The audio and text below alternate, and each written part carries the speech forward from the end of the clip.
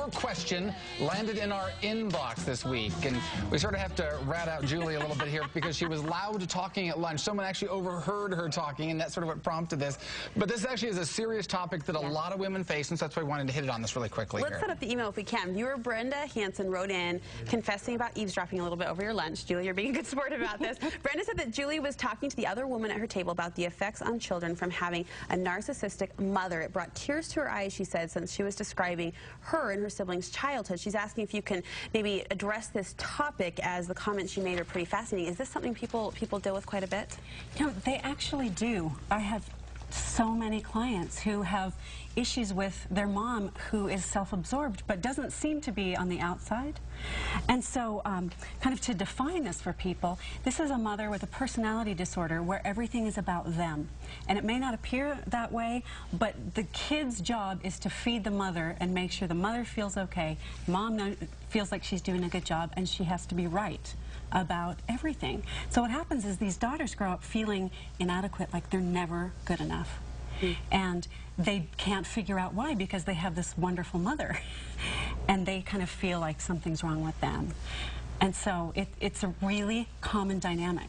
So where does the healing start to get over this thing? Because I'm imagining this could sort of continue to feed itself after a while, you know? Well, just like the email said, recognizing it. So for this viewer going, oh my goodness, maybe it's not my problem. Maybe my mom has an illness and it's impacted me. And I think that's really important.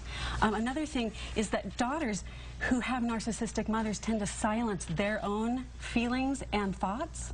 So I want to encourage those daughters to start saying how you feel, that your feelings do matter.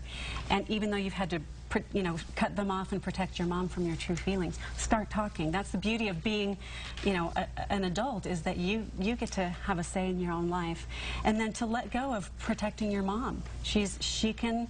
She can deal with her own emotions. Is this something that then can be addressed and maybe healed, and, I mean, fixed sounds trite, but later in life when that relationship has progressed and is a little bit more mature? A lot of it depends on whether the mother is willing to admit that she has a problem, and a lot of narcissistic mothers are not.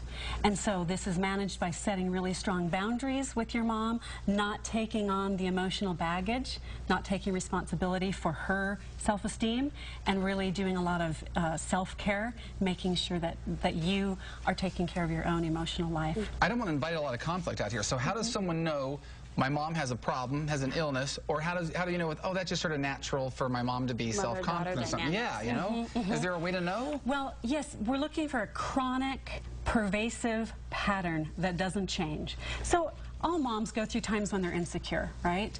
But if this is a chronic thing where mom has to be right, mom always has to have the last say, it always has to go her way, we're looking for chronic patterns, not just an insecure time or I need some positive feedback, because everybody needs that. Sure. So, interesting topic, Julie. Thanks for sharing. Thank you. And who knows what we'll be talking about next week, depending on your next lunch, right? I think I'll go to lunch in a more quiet restaurant next time. Just stay at home.